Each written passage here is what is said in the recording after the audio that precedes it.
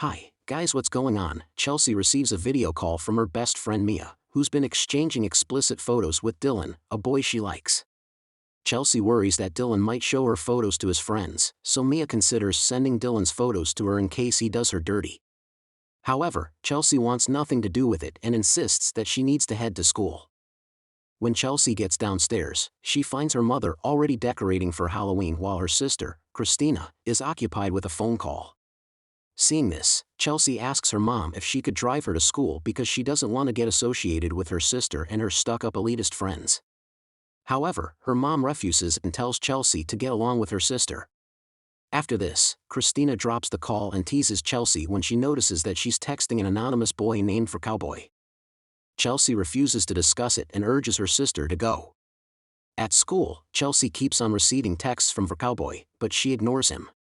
She spots Mia talking to Dylan and Seth, and after they leave, Mia reveals that Dylan invited them to his house tonight. Despite Chelsea's hesitating, Mia asks her to keep Seth occupied while she and Dylan get busy. Although she hates the idea, Chelsea goes with Mia that evening. Mia ditches her for Dylan, leaving her in the living room with Seth. Once they're alone, Seth suddenly kisses her and places her hand on his crotch, but she quickly pulls away. The next day at school, Chelsea tells Mia that she ran home because of Seth's advances. Suddenly, Dylan shows up and starts making out with Mia, which leaves Chelsea no choice but to reply to Mbhrecap. Mbhrecap introduces himself as Brad and starts to flirt with her. However, the security guard appears and confiscates her phone. After school, Chelsea's mom picks her up and reprimands her for getting into trouble again. She punishes her by taking away her phone for a month. Because of this, Chelsea relentlessly tries to keep herself entertained without a phone at home. Fortunately, Mia visits her and hands her a spare phone. However, she discovers that Mia only did this because she used her as an alibi to go and see Dylan. This angers Chelsea, claiming that Mia now only cares about Dylan. Offended, Mia leaves. Chelsea logs into her account and continues her conversation with Brad. She rambles about how her life sucks, and she has no one to talk to. Brad tells her that he'll listen to her, so they should get to know each other. He talks about Chelsea's profile, where she claimed to be a cheerleader. To maintain her fake image, Chelsea enters Christina's room and takes pictures in her cheerleading uniform. Then, she sends the photos to Brad, leading them to a video call. However, his face is blurry, and he explains that his phone camera is broken. 3 weeks later, Chelsea forms a deeper connection with Brad, so she suggests dating in real life, and Brad agrees. Just then, Chelsea hears a girl on his end, and he seems irritated at her. When she asks, Brad explains that it's Sadie, his sister. Continuing with their plans, Brad recommends meeting at a warehouse Halloween party, where she can dress as a zombie cheerleader, and he'll be a zombie quarterback. Chelsea finds this fun, so she agrees. Halloween arrives, and Chelsea tells her mother that she'll just stay home and pass candy along to trick-or-treaters. However, after everyone leaves, Chelsea goes to the venue and immediately meets Brad, whose face is covered in makeup and a football helmet. He hands her some alcohol and insists on finishing the whole bottle before they head out, so they don't get caught.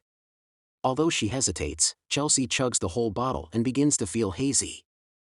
With her being drunk, Brad leads her to his car, where he ties her up and covers her in the back seat. Before driving off, he destroys Chelsea's phone. Soon, Chelsea wakes up, chained in an eerie basement. Eventually, Brad arrives with her food and unties her hands. The next day, he enters the basement again and addresses Chelsea as Sadie. When Chelsea corrects him, he slaps her, insisting that she's Sadie now. Before leaving, he flips her plate over, and the food splatters on the ground. Chelsea is too stunned to speak, so she keeps quiet until Brad leaves. Later, she finds comfort in the presence of a rat that eats her spilled food. When the rat leaves, Chelsea cries because it was the only thing that made her feel less alone. Later, Brad teases her with some water, and she immediately drinks it.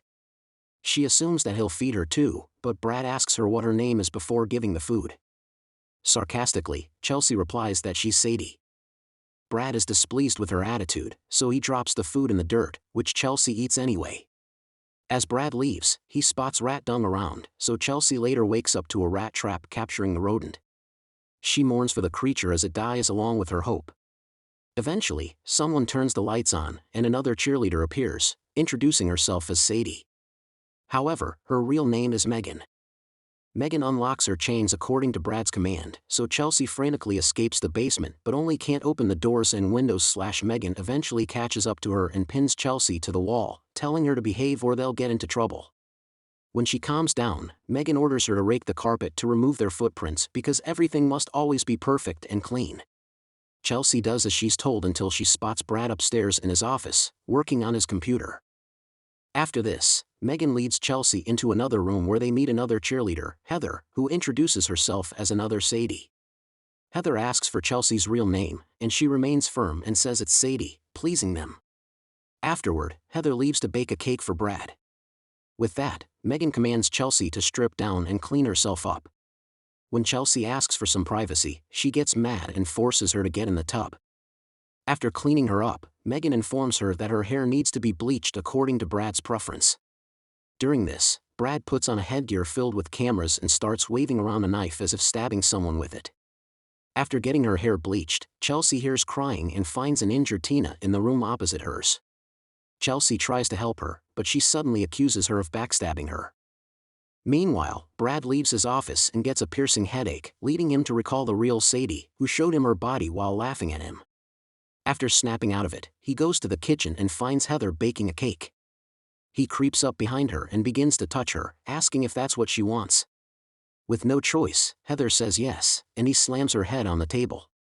Shortly after, Heather goes to Chelsea's room, now with a bruise on her cheek. She helps her prepare for dinner, but Chelsea freaks out about how Tina needs a doctor. However, Heather insists that Brad would never take her to a hospital, so they have to nurse her back to health themselves. This angers Chelsea, asking if they've ever tried to get out, but Heather warns her that she already saw what happens if they try. Instead, Heather helps Chelsea put on makeup and tells her that they'll be able to have outside time. True enough, Brad allows Chelsea to have outside time, but this is only through a VR headpiece to give herself the illusion of the outside world. Brad then ends their outside time and tells them to go to dinner. Before they do, Heather whispers to Chelsea that she should save some food for Tina because the leftovers are all she gets to eat. When Chelsea begins eating without Brad, she almost gets punished for it. The tension makes Chelsea cry, so she utters that she misses her mom. This prompts Brad to tell her that her dad was sent home early by the army to help look for her. He then congratulates Chelsea for finally gaining more attention than Christina. Hearing this makes Chelsea sob, but Brad gets angry, forcing her to compose herself. After dinner, Chelsea finds Heather packing her things. She says that she's been held captive for 3 years, but now that Brad thinks she's perfect, she's free to go. Suddenly, Brad appears to pick up Heather, saying that it's time for her final performance. After this, Chelsea feeds Tina and finally recognizes her as a missing girl she saw on the news. Downstairs, Brad prepares for Heather's final performance but gets another headache. This reminds him of when Sadie was born, and his mother immediately favored his younger sister over him. Because of this, he said he wished she was never born, so his mother slapped him and sent him to the basement. Brad finally returns to reality and tells Heather that her final performance will be quite different. However, he promises to set her free if she finishes it. They enter the basement, and Heather warms up while Brad puts on the VR headpiece he made. When he tells Heather to start performing a cheer dance, she stops upon finding Brad holding a knife. Frightened, she tries to escape, but he cuts her in the arm. Heather argues that Brad thought she was perfect, and he agrees, but that was also why his mother always hated him. Because of this, Heather screams at him, saying she's not his sister. However, Brad gets mad and stabs her in the stomach. Still, Heather tries to fight back, but Brad overpowers her. She tries to escape again, but Brad corners her and stabs her again, saying that she always tried to hurt him. Finally, he cuts her throat and says that he'll watch her die over and over. After this, Brad goes to Chelsea's room and finds her sleeping. He hovers his hand over her body but can't bring himself to touch her. Instead, he places his head on Chelsea's chest and cries, waking her up. Chelsea freezes in fear as he stays over her, but he suddenly hears Sadie's voice in his head, so he leaves. Chelsea then covers herself with the blanket and shivers in terror. The following day, Megan talks to Chelsea through a hole in the wall between their rooms. Chelsea realizes that she has Stockholm Syndrome as Megan tells her to stay away from Brad because he's hers. Although Brad beats her sometimes, she still loves him nonetheless. At breakfast, Chelsea purposely uses all the ketchup. Brad gets mad at this, so he takes her food and tells her not to eat. This makes Megan laugh, but Brad gets annoyed by her, so he punishes them both by not letting them have any outside time for the day. Later on, Chelsea talks with Tina and discovers that Brad impregnated her. This was why she tried to escape, but Brad caught her. He beat her up and stabbed her leg, which caused her miscarriage. Just then, Tina pleads with Chelsea to help kill herself through an overdose. She refuses and changes the girl's bandages instead. However, Chelsea realizes that Tina's wound is infected, making Tina hopeless about making it out alive. Finally, Chelsea agrees to help her in exchange for information on how to escape. Later that day, Chelsea cleans the living room and finds a picture of the real Sadie.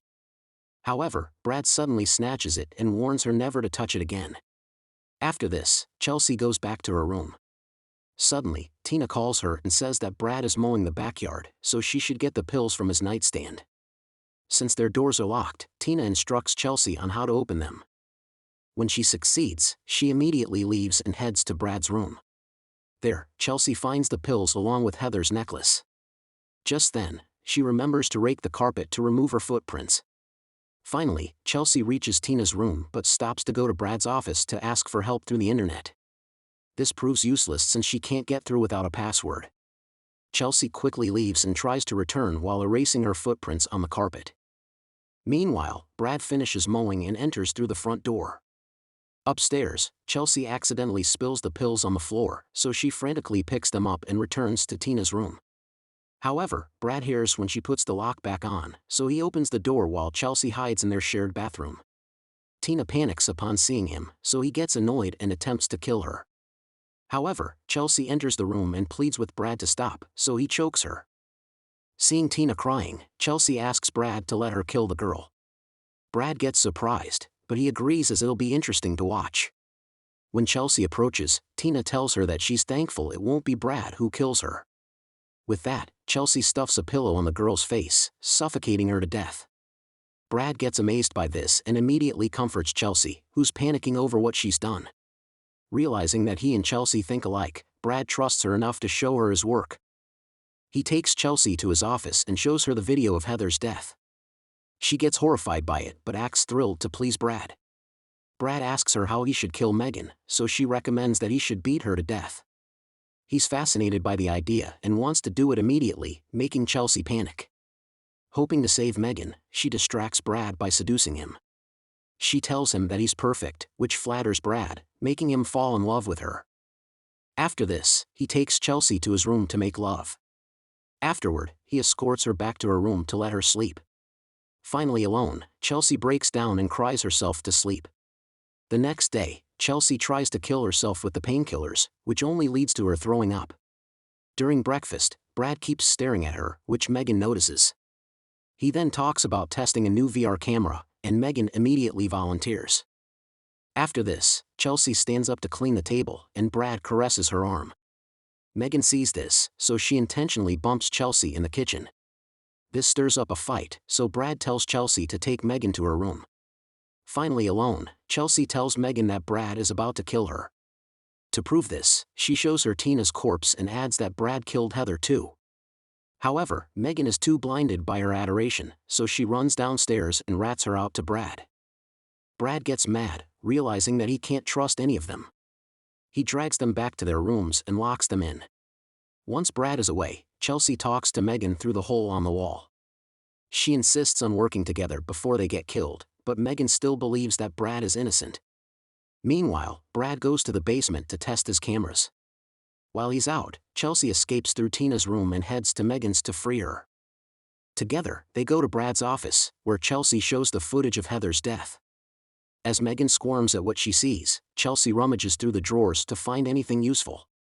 However, she doesn't realize that Brad is already standing by the door. Suddenly, he yanks Megan back to her room. Then, he ties Chelsea up and drags her to the basement. Meanwhile, Megan cries as she listens to Chelsea's screams. Finally, she decides to help, so she breaks down their wall and escapes through Tina's room. In the basement, Brad is hurt upon realizing that everything Chelsea said was a lie. Because of this, he puts on his camera headpiece and prepares to kill her. Before he could do so, he experiences another headache and recalls his past. Years ago, Brad killed their mother so he could be with Sadie forever. However, Sadie killed herself to avoid staying with him.